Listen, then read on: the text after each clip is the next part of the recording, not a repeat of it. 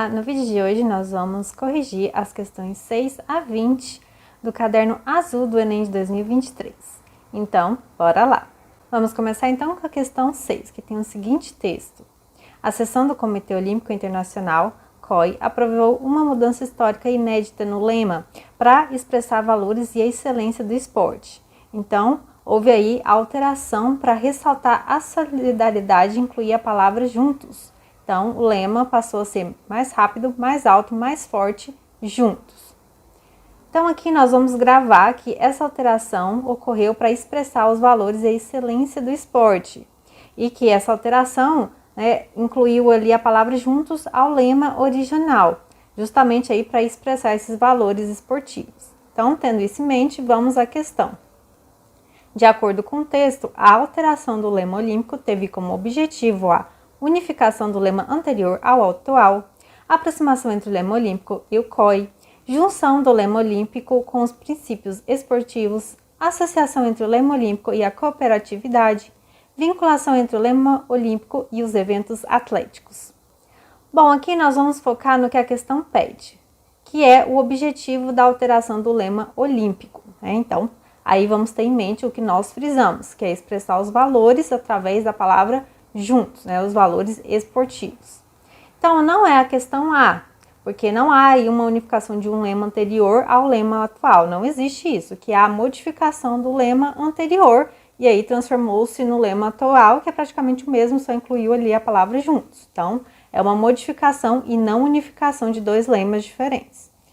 E a letra B também está errada, porque o intuito ali não é aproximar o lema olímpico ao Comitê Olímpico, ao COI. Óbvio que não tem nada a ver. Que nem nós vimos, a modificação deve-se à intenção de expressar ali valores esportivos. No caso da questão C, até se poderia ficar na dúvida se não há ali uma junção do lema olímpico a princípios esportivos. Só que princípios costumam ser coisas específicas e deveriam estar ali expressos no texto. E o texto sequer fala de princípios, fala ali de valores e excelência do esporte. Então, fala dos valores de um jeito mais genérico, não fala de princípio, que seria coisas específicas. Então, por isso, vamos descartar aí a questão C. E a letra E fala de vinculação do lema olímpico a eventos atléticos, e não é bem isso. Como nós vimos, o intuito ali é expressar valores e excelência do esporte, essa questão foge a esse intuito que nós claramente vimos ali nos trechos sublinhados. Então, nós podemos já descartar essas questões. Então, sobrou a letra D, que fala da associação entre o lema olímpico e a cooperatividade. E a palavra juntos dá essa noção de cooperatividade, que é aí um dos valores do esporte. E que nem nós dissemos, eles não falam ali de valores específicos, por isso que não há princípios específicos, falam de valores genéricos. E sabemos bem que a cooperatividade se enquadra ali em um valor de esporte, E a palavra juntos destaca bem isso. Então, por isso, a letra D é a correta. Passando para a questão 7, nós temos o seguinte texto. Tenho 2 seios, 2 coxas, 2 mãos que me são muito úteis, olhos escuros, sobrancelhas que preenchem com maquiagem de R$19,90 e orelhas que não aceitam bijuterias. Este corpo é um corpo faminto, dentado, cruel, capaz e violento.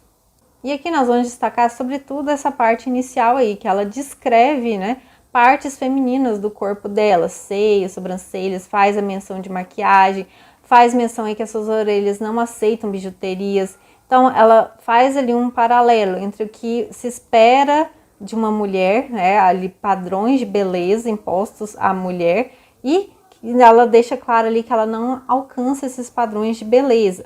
E outra questão também é a questão racial, que ela fala que o corpo dela é visto como violento.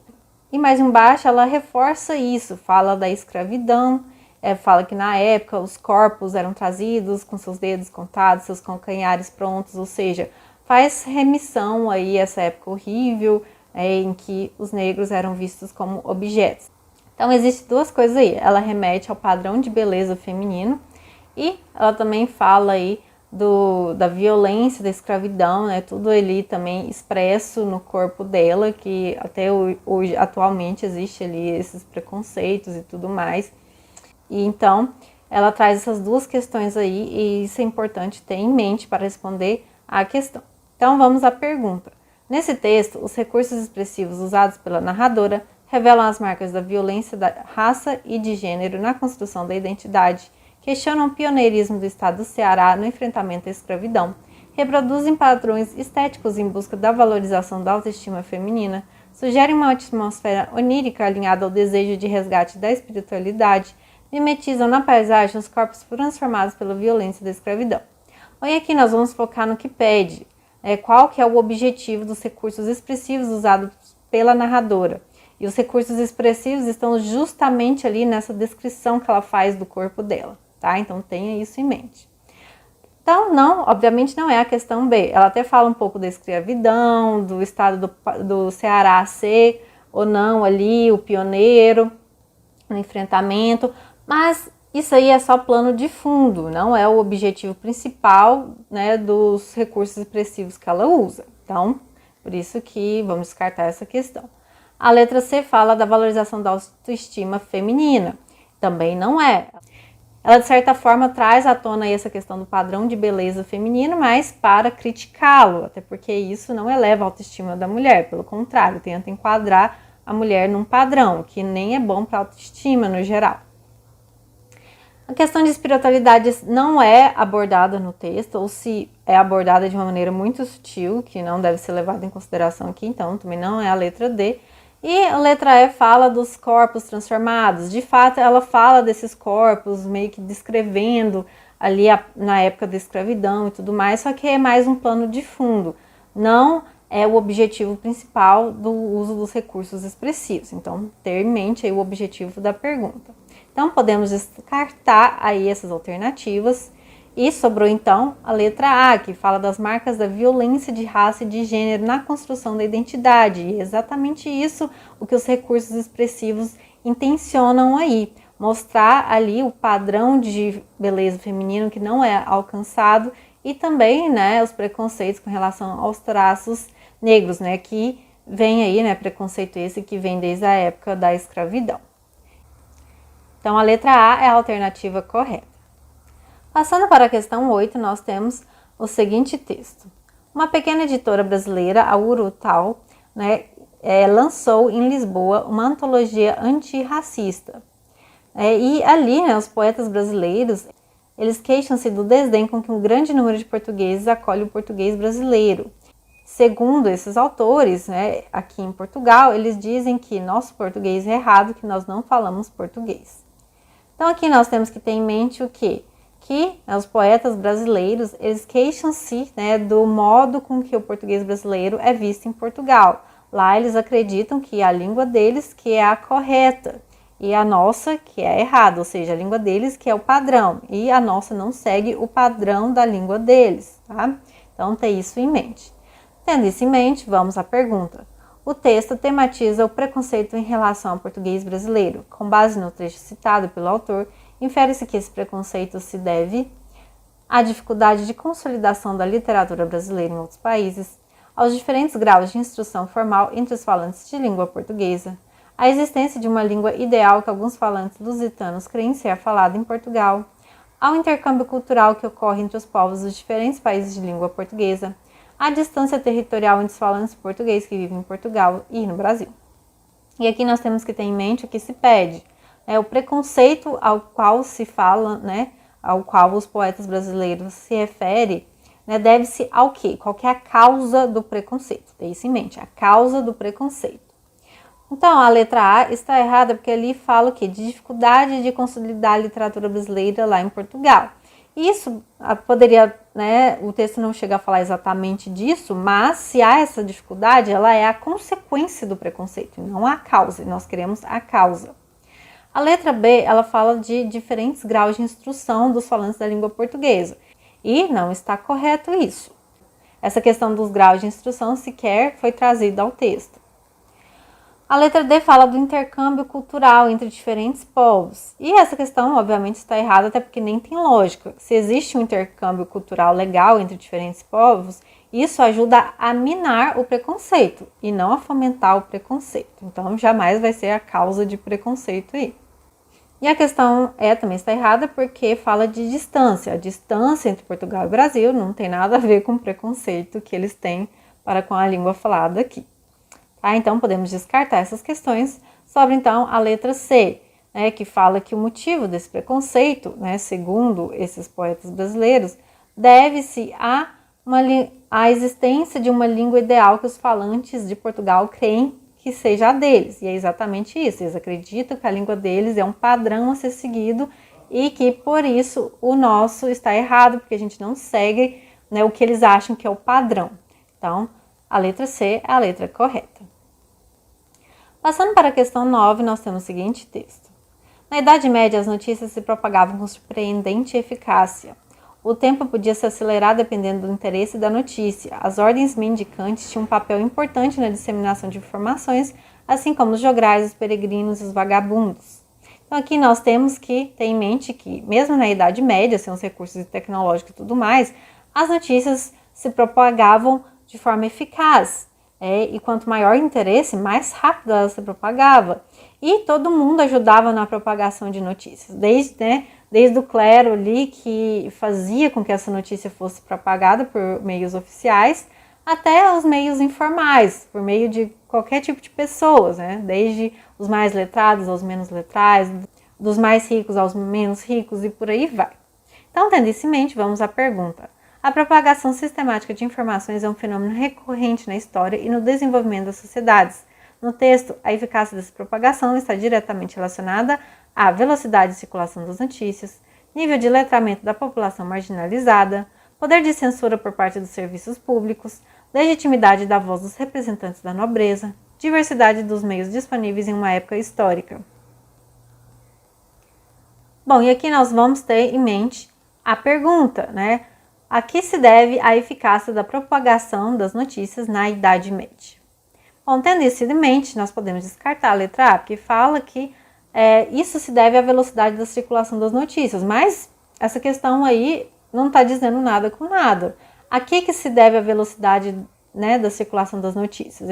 É justamente isso que a gente quer responder, e a questão A não traz isso, não traz o motivo da propagação. A letra B também está errada, porque não tem nada a ver com letramento, né? Ali deixa bem claro que as diferentes pessoas, letradas ou não, ricas ou não, propagavam notícias, tá? Então, não está correta. A letra C fala do poder de censura, o que não tem nada a ver. A censura, na verdade, atrapalha a propagação de notícia, né? Então, não é a causa que a gente está procurando. E a letra D também não é, porque fala dos representantes da nobreza, né, como propagadores de notícia, como se fossem os únicos propagadores de notícia. E não, a gente viu que não é só a nobreza, são diferentes tipos de pessoas, diferentes classes que propagavam as notícias. Então, podemos descartar essas alternativas e sobrou, então, a letra E, que fala aí justamente, né, a causa da eficácia da propagação, que são os diferentes meios disponíveis na Idade Média. Então, temos aí diferentes formas. Os meios formais de comunicação, que eram, obviamente, né, detidos pelos mais ricos, mas também, né, as notícias eram propagadas ali depois por qualquer pessoa, de qualquer classe, de qualquer nível de letramento. Então, há ali diferentes meios de propagação e é a isso que se deve a eficácia da circulação de notícias. Então, a letra E é a correta. Passando para a questão 10, nós temos o seguinte texto. Houve uma sofisticação na propagação de notícias falsas, que antes eram feitas pelos robôs, os bots, que eram softwares com tarefas online automatizadas, e evoluiu aí para os ciborgues ou trolls, que são contas controladas diretamente por humanos com a ajuda de um pouco de automação. Só que, mesmo com a maior dificuldade de encontrar padrões, os pesquisadores vêm conseguindo encontrar alguns padrões sim, como a concentração, né, de publicações em horários de trabalho, justamente porque se tratam ali, né, de contas controladas por pessoas em seus horários de trabalho. Trata-se de um trabalho controlar essas contas. E outra forma de padrão ali é a pobreza vocabular das mensagens, porque quem controla as contas, às vezes, sente ali uma falta de criatividade nas mensagens. Então, outra forma de encontrar esse padrão de notícias falsas. Então, aqui nós temos que gravar justamente isso, que atualmente tem essas contas controladas por humanos, que dificulta identificar os padrões, mas ainda assim os pesquisadores estão conseguindo encontrar padrões, né? Na concentração de publicações em horário de trabalho e na pobreza vocabular das mensagens. E, obviamente, identificando esses padrões, é mais fácil denunciar essas contas e assim contribuir para a diminuição de contas fakes, propagação de notícias falsas e por aí vai. Então, tendo isso em mente, vamos à pergunta. De acordo com o texto, a análise de características da linguagem empregada por perfis automatizados contribui para o controle da atuação dos profissionais de TI, para o desenvolvimento de tecnologias como os trolls, para a flexibilização dos turnos de trabalho dos controladores, para a necessidade de regulamentação do funcionamento dos boots, para a identificação de padrões de disseminação de informações inverídicas. Então, aqui nós vamos ter em mente o quê? A análise de características, como que essa análise de características contribui de alguma forma, qual que é a contribuição dela, ter isso em mente. Então, podemos descartar a letra A, porque ela não contribui para a atuação dos profissionais de TI, não tem nada a ver, a análise não vai influenciar na atuação dos TIs, também não contribui para o desenvolvimento das tecnologias de trolls, pelo contrário, ela tenta ir contra as consequências que essa tecnologia traz. Também não tem nada a ver, a contribuir para a flexibilização dos turnos de trabalho dos controladores, como a gente viu, a análise não vai influenciar diretamente na atuação dos profissionais. E também não contribui para a regulamentação dos boots, até porque isso nem tem lógica, trata-se de uma coisa ilegal. Então, obviamente, não vai ser regulamentada, tem que ser denunciada. Então, podemos descartar essas alternativas e ficar aí com a alternativa E, que fala aí que essa análise contribui para a identificação de padrões de disseminação de informações inverídicas. E é justamente o que a gente viu aí, a identificação de padrões ajuda a denunciar essas contas falsas e logo combate aí a propagação de fake news. Então, a letra E é a alternativa correta. Passando para a questão 11, nós temos o seguinte texto. A estimativa de mortes no trânsito é a de que sejam atingidas assustadoras 2,4 milhões de mortes no trânsito em 2030 em todo o mundo. E é precisamente a atenção pela vida que está esquecida. Essa atenção requer menos pressa e mais civilidade, traçando aí um caminho mais seguro e menos violento que garanta a vida e não celebre a morte. Então, nós temos que gravar aí principalmente esse trecho final aí, que fala com esse tom um pouco mais poético, digamos assim, para dar esse efeito mais emotivo, que a atenção está esquecida e que precisamos dessa atenção, de menos pressa e mais civilidade para sim ter um respeito maior à vida e diminuir as mortes no trânsito. Tendo isso em mente, vamos à pergunta. Considerando os procedimentos argumentativos utilizados, infere-se que o objetivo desse texto é enumerar as causas determinantes da violência no trânsito, contextualizar a campanha de advertência no cenário mundial, divulgar dados numéricos alarmantes sobre acidentes de trânsito, sensibilizar o público para a importância de uma direção responsável, restringir os problemas da violência no trânsito a aspectos emocionais. Bom, então vamos ter em mente a pergunta. Qual a pergunta? O objetivo do texto. O que o texto ali objetiva. E, obviamente, não é enumerar as causas da violência no trânsito. Obviamente, há ali uma enumeração, ele fala aí dos problemas e tal, mas é como plano de fundo, não é o objetivo principal do texto. Ele também contextualiza o problema no mundo, mas é apenas plano de fundo, não é o objetivo do texto. E, da mesma forma, divulga ali dados alarmantes para contextualizar como plano de fundo, não é o objetivo do texto. E a letra E também está errada, porque o objetivo não é restringir os problemas de violência a aspectos emocionais. Ele traz à tona aspectos emocionais, tenta sensibilizar ali, mas não quer com isso restringir os problemas a isso apenas. Então, podemos descartar essas alternativas e ficar com a letra D, que diz que o objetivo do texto é sensibilizar o público para a importância de uma direção responsável. E é exatamente isso. O texto ali tenta sensibilizar, através dessa linguagem um pouco mais poética, falando da atenção pela vida que está esquecida, que requer menos pressa e mais civilidade, Tudo isso ajuda a trazer à tona esse aspecto, né, emocional, que sensibiliza as pessoas e assim tornam-as mais conscientes, né, para a importância de uma direção responsável. Então, a letra D é a alternativa correta. Vamos então para a questão 12. Tem aqui o seguinte texto. Ainda daquela vez pude constatar a bizarrice dos costumes que constituíam as leis mais ou menos constantes do seu mundo. Ao me aproximar, verifiquei que o Sr. Timóteo, gordo e suado, trajava um vestido de franjas e lantejoulas que pertencera à sua mãe.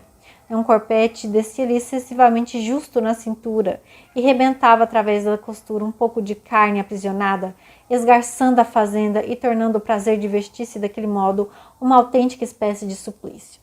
Então a gente vê aí, evidentemente, trata-se de um texto literário, em que a funcionária doméstica está narrando ali o costume bizarro do Timóteo de se vestir com as roupas da sua mãe. Então, e aqui a gente tem que gravar, que ela está descrevendo esse costume bizarro do Sr. Timóteo, e a gente tem que gravar esse jeito bem, né, impactante com a qual ela narra. Ela fala ali, né, que trata-se da carne aprisionada, né, que parece uma autêntica forma de suplício. Então, ela descreve de uma forma impactante para o leitor. Então, vamos, tendo isso em mente, vamos à pergunta. Pela voz de um empregado da casa, a descrição de um dos membros da família exemplifica a renovação da ficção urbana nos anos 1950, aqui observada na opção por termos e expressões de sentido ambíguo, crítica social inspirada pelo convívio com os patrões, descrição impressionista do fetiche do personagem, presença de um foco narrativo de caráter impreciso, ambiência de mistério das relações entre familiares. Então aqui a gente tem que focar o quê? Na descrição. O que essa descrição provoca, no que ela consiste? Bom, a letra A está errada porque ela não faz uso de expressões de sentido ambíguo. E se o faz é de maneira ínfima, não é o foco da descrição. Ela também não faz uma crítica social. Ela critica de certa forma ali os costumes do Sr. Timóteo, né? Fala que é bizarro e tudo mais, mas não é uma crítica social, é mais uma crítica, né, de opinião dela mesma. Na letra D também está errada porque o foco narrativo não é impreciso, pelo contrário, bem preciso, porque ela está ali descrevendo, né, o costume bizarro do personagem. E a letra E está errada porque não trabalha ali uma ambiência de mistério. Não, na verdade ela está descrevendo, ela está sendo até clara demais, então ela não se preocupa em fazer esse mistério, nada disso. Então, podemos descartar essas alternativas e ficar com a alternativa C, que diz que trata-se de uma descrição impressionista do fetiche do personagem. De fato, há esse impacto no leitor, por causa de uma descrição bem marcante ali, falando da carne aprisionada, do suplício que era, né, o Timóteo nas roupas e tudo mais. Então, é uma descrição que traz esse impacto para o leitor. Então, a letra C é a letra correta. Vamos agora para a questão 13, que é um poema, Girassol da Madrugada. Teu dedo curioso me segue lento no rosto, os sulcos, as sombras machucadas por onde a vida passou. Tive 4 amores eternos, o primeiro era a moça donzela, o segundo eclipse, boi que fala, cataclisma, o terceiro era a rica senhora, o quarto és tu, e eu, afinal, me repousei dos meus cuidados. Então aqui vamos gravar principalmente essa parte final que eu acho que mostra com mais evidência ali o que o eu lírico quer expressar, que é uma serenidade perante ali, né, ao seu passado e ao seu presente. Fala dos amores que teve e que ao final, né, ficou ali aos seus próprios cuidados. Então, tendo isso em mente, vamos à pergunta. Perante o outro, o eu lírico revela na força das memórias evocadas a vergonha das marcas provocadas pela passagem do tempo, indecisão em fase das possibilidades afetivas do presente, serenidade sedimentada pela entrega pacífica ao desejo, frustração causada pela vontade de retorno ao passado, disponibilidade para a exploração do prazer efêmero. Então aqui vamos focar no que pede, o que o eu lírico revela através da força das memórias. Então podemos descartar a letra A porque ele fala das marcas provocadas pelo tempo, mas não com vergonha, nada disso. Ele também não está indeciso, não há sentimento de indecisão, pelo contrário, está bem sereno, evocando o passado aí e falando do presente. A letra D também está errada porque ele não está frustrado, né? Ele não quer voltar ao passado, ele está sereno. E também não há ali um sentimento de se mostrar disponível para o prazer efêmero. Não há serenidade. Então, podemos descartar essas alternativas e ficar com a letra C, que fala justamente disso, que o eu lírico revela uma serenidade sedimentada pela entrega pacífica ao desejo. Ele é sereno ao falar dos seus 4 amores. É aí que, ao final, ali ele repousa aos seus próprios cuidados. Então, ele é sereno com relação ao passado e com relação ao presente. Ele está feliz com o passado, está feliz, ou ao menos aceita bem, né, tudo isso, o passado e o presente, né, e tem aí esse sentimento sereno, sem frustração, sem nada. Então, a letra C é a letra correta. Passando agora para a questão 14, nós temos o seguinte texto. Em um povoado que se escutava ali uma novela na rádio, e os habitantes desse povoado sempre queriam escutar novamente a novela. E a Soropita, que começou a recontar o capítulo da novela, e ela o fazia com prazer de demorar, enchia a sala com o poder de outros altos personagens. Então aqui a gente tem que gravar principalmente essa parte final, que a Soropita ela reconta o capítulo da novela de uma forma diferente, com mais prazer, e até falando de outra forma, dando mais destaque para outros personagens. Então, tendo isso em mente, vamos à pergunta. Nesse trecho do conto, o gosto dos moradores do povoado por ouvir a novela de rádio recontada por Soropita deve-se à qualidade do som do rádio, à estabilidade do enredo contado, ao ineditismo do capítulo da novela, ao jeito singular de falar aos ouvintes, à dificuldade de compreensão da história. Então aqui vamos frisar no que se pede. Aqui se deve o gosto dos moradores de ouvir a novela recontada por Soropita. Podemos então descartar a letra A, porque não é pelo som da rádio estar ruim e eles não terem conseguido escutar. Não é por isso. Deixa bem claro que eles entenderam a história e que queriam ouvir de novo. Também não trata-se da estabilidade do enredo. Tanto o enredo da Soropita quanto ao enredo original da novela são estáveis. Também não é ineditismo do capítulo, deixam claro que é o mesmo capítulo, só que recontado. E também não é dificuldade de compreensão, como a gente já disse, eles deixaram claro que eles queriam ouvir novamente, ou seja, eles compreenderam da primeira vez, mas queriam ouvir de novo. Então, podemos descartar essas alternativas e ficar aí com a letra D, que o gosto dos moradores de ouvir novamente a história deve ser o jeito singular da Soropita de falar aos ouvintes. E é exatamente isso, porque a Soropita, ela fala de um jeito diferente, ela fala com prazer, dá destaque a outros personagens que provavelmente não tiveram tanto destaque assim na história original. Então, é isso que faz os outros moradores querem escutar novamente a história dela. Então, a letra D é a alternativa correta. Vamos então agora para a questão 15. As cinzas do Museu Nacional no Rio de Janeiro, consumido pelas chamas no mês de setembro de 2018, são mais do que restos de fósseis, cerâmicas e espécimes raros. O museu abrigava milhares de peças e arquivos que ainda não tinham sido pesquisados propriamente pelos pesquisadores. E assim, o incêndio pode ter calado para sempre palavras e cantos indígenas ancestrais de línguas que não mais existem no mundo. Alguns dos registros abordavam línguas já extintas sem falantes originais ainda vivos. E, obviamente, novas pesquisas vão ser feitas, inclusive para recompor dados que foram destruídos no incêndio. Mas, obviamente, não dá para recuperar a fala de nativos já falecidos, geralmente os mais idosos. Então, aqui a gente tem que gravar o quê? Que havia ali registros de línguas já extintas. Ou seja, não tem como recuperar certos dados ali. E por mais que dê sim para fazer novas pesquisas e recuperar alguns dados, outros não vão ser mais possíveis. E isso é o que mais impacta. Tendo isso em mente, vamos à pergunta.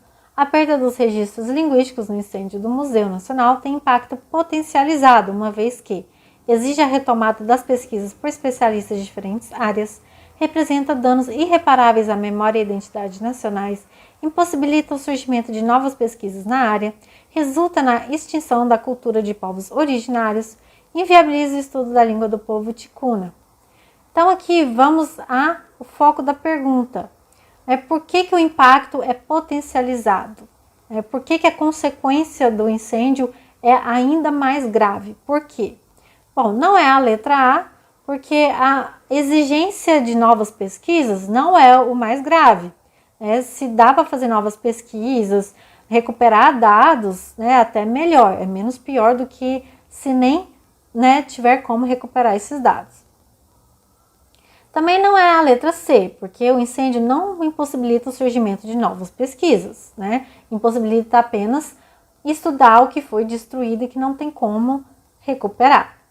Também não é a letra D, porque não resulta na extinção de cultura, resulta na extinção do registro da memória da cultura, principalmente aí de culturas que já foram extintas e não tem como recuperar. Letra E, fala da inviabilização do estudo da língua do povo ticuno. Não é a alternativa correta, porque não se inviabiliza o estudo em si. O que aconteceu foi a destruição de dados e alguns desses dados são irrecuperáveis, então obviamente não vai ter como mais estudá-los. Então podemos aí descartar essas alternativas e ficar com a alternativa B, que diz aí que o que potencializa as consequências do incêndio é que há danos irreparáveis à memória e à identidade nacionais. E é justamente isso, o fogo ali destruiu coisas que não tem como mais recuperar. Coisas que eram importantes para a memória do país, de cultura de povos indígenas que fazem parte da nossa história e que muitos desses povos já nem existem mais. Então, isso não tem como mais recuperar. Então, a letra B é a alternativa correta. Passamos então para a questão 16. Mandioca, macaxeira, aipim e castelinha são nomes diferentes da mesma planta. Semáforo, sinaleira e farol também significam a mesma coisa. O que muda é só o hábito cultural de cada região. A mesma coisa acontece com a língua brasileira de sinais, Libras. Existem sinais que variam em relação à região, à idade e até ao gênero de quem se comunica. E trata-se ali de variações linguísticas. Então aqui vamos ter em mente que acontecem variações linguísticas tanto no português, dá ali o exemplo da mandioca, macaxeira e tudo mais, que representam o quê? São formas diferentes de falar da mesma coisa, o sentido é o mesmo, muda a forma. E da mesma forma acontece em Libras. Há sinais diferentes, ou seja, há formas diferentes para retratar, para simbolizar ali a mesma coisa. Trata-se ali de variações linguísticas que acontecem nas línguas. Então, tendo isso em mente, vamos à pergunta. Nesse texto, a língua brasileira de sinais, Libras, passa por fenômenos de variação linguística como qualquer outra língua. Apresenta variações regionais, assumindo um novo sentido para algumas palavras. Sofre mudança estrutural motivada pelo uso de sinais diferentes para algumas palavras. Diferencia-se em todo o Brasil, desenvolvendo cada região a sua própria língua de sinais. É ininteligível para parte dos usuários, em razão das mudanças de sinais motivadas geograficamente. Bom, aqui nós já vemos que a letra B está errada, porque o texto deixa bem claro e, por experiência, a gente sabe que o sentido das palavras continua sempre o mesmo. Pode-se ter diferentes formas de expressar o mesmo sentido, mas o sentido é sempre o mesmo. E também não há uma mudança estrutural na língua, porque há variações de forma alguma. A língua, a estrutura prevalece, é sempre a mesma, mas há pequenas variações ali e, obviamente, isso não compromete a estrutura. A letra D está errada porque não há línguas de sinais diferentes. Só porque há pequenas variações não significa que há línguas diferentes, de forma alguma. A letra E também está errada porque a língua não se faz ininteligível, ou seja, não se faz incompreensível para a parte dos usuários só porque tem algumas variações. Da mesma forma é no português, só porque tem algumas variações não significa que a gente não vai compreender a outra pessoa, No máximo ali há um leve desentendimento, mas logo é sanado. Mas a compreensão da língua não é afetada. Então podemos ali descartar essas alternativas e ficar com a letra A, que fala aí que a Libras passa por fenômenos de variação linguística como qualquer outra língua, e é justamente isso que vimos no texto, que assim como o português, com diferentes formas para se expressar um mesmo sentido, na língua de sinais há isso, diferentes formas, diferentes sinais para expressar um mesmo sentido.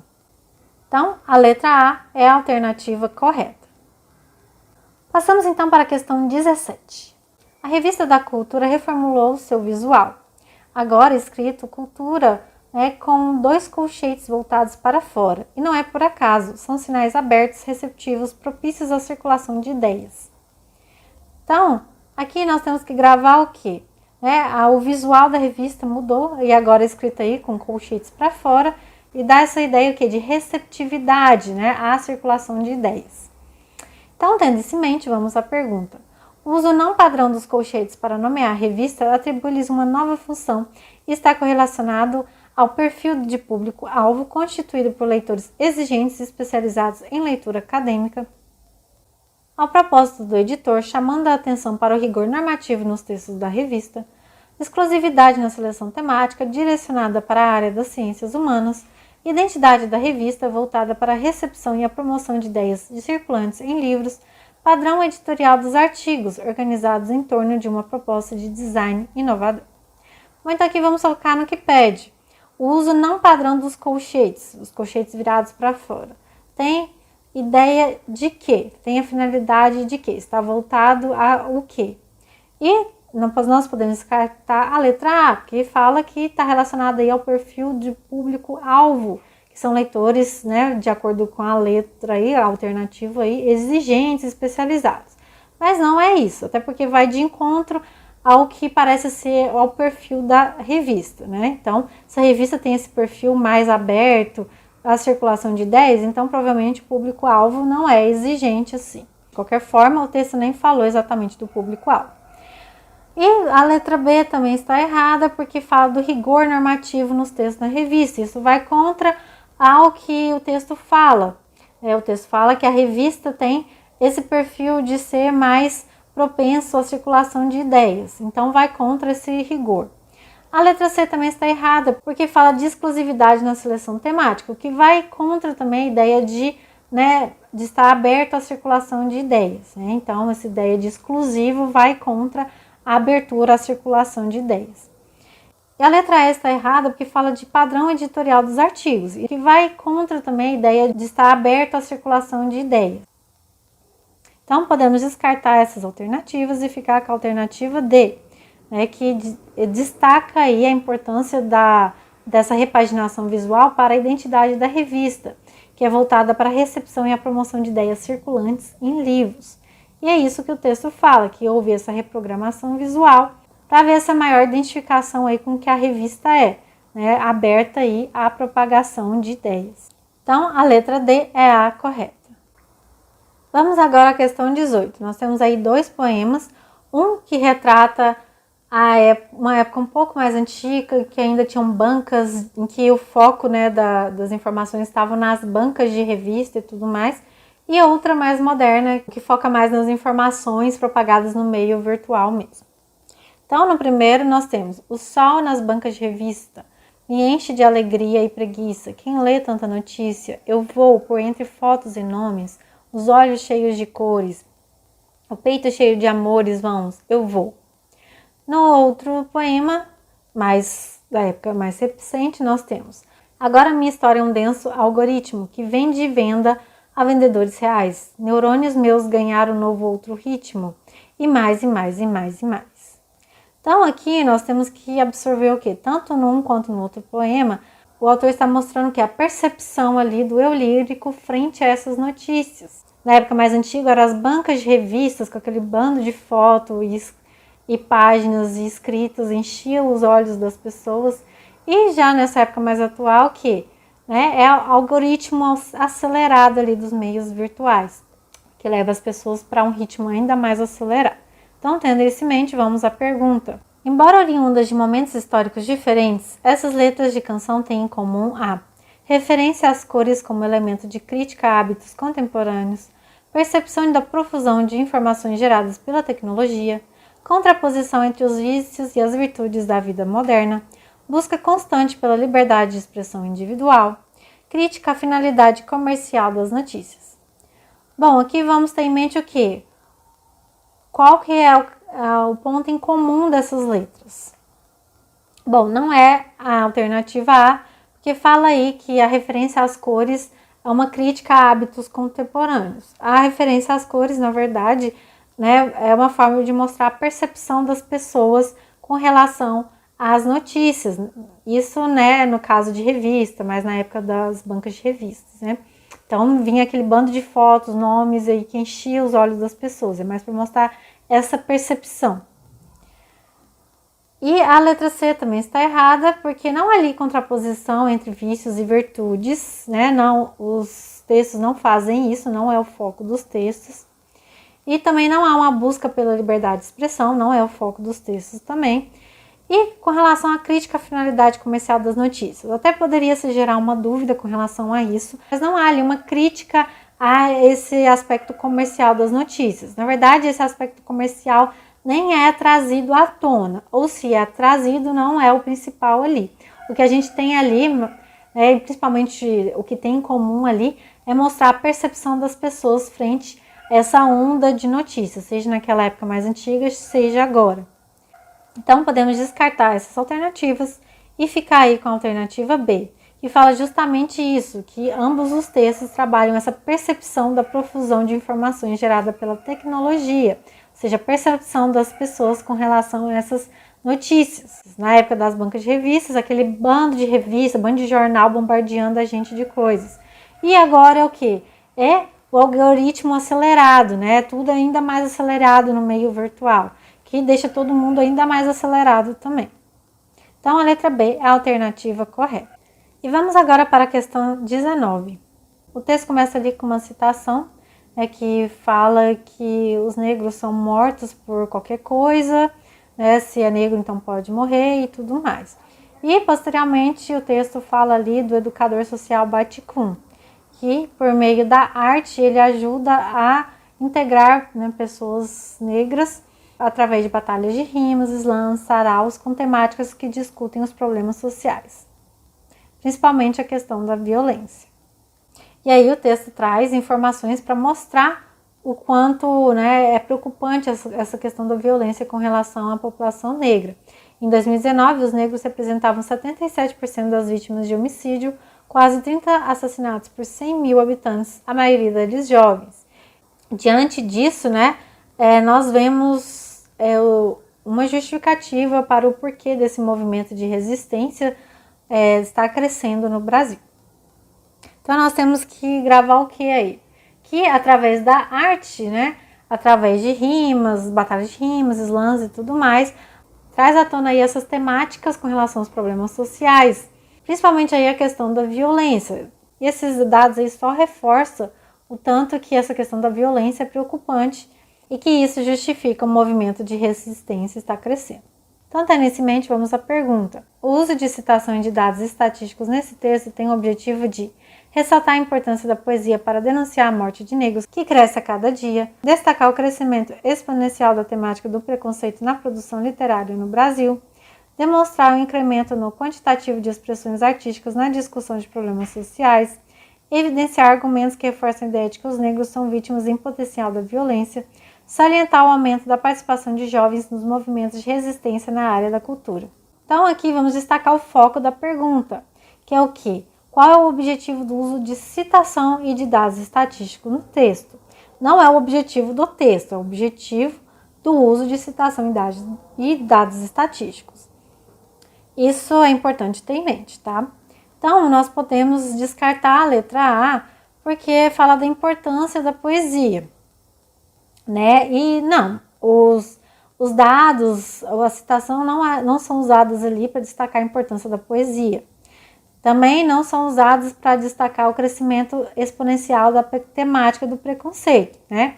São temas abordados ali no texto, mas não é para isso que a citação e os dados foram utilizados. Os dados também não foram utilizados para o incremento de expressões artísticas, embora seja falado no texto, não é para isso que os dados e a citação foram usados. E da mesma forma, os dados não foram usados para salientar o aumento da participação de jovens. Então, o que nós vemos aí é que todas essas alternativas praticamente falam de coisas abordadas no texto, mas a gente tem que focar o quê? Para a finalidade do uso da citação e dos dados. Então, podemos descartar essas alternativas e ficar com a letra D, que fala que os dados e a citação evidenciam argumentos que reforçam a ideia de que os negros são vítimas em potencial da violência. Então, essa é a alternativa correta porque é a que responde à pergunta. O foco da pergunta era o quê? Não era o objetivo do texto, mas o objetivo da citação e dos dados estatísticos, que é justamente esse. Mostrar que a população negra está em risco, né, mais do que a população branca, de sofrer alguma forma de violência.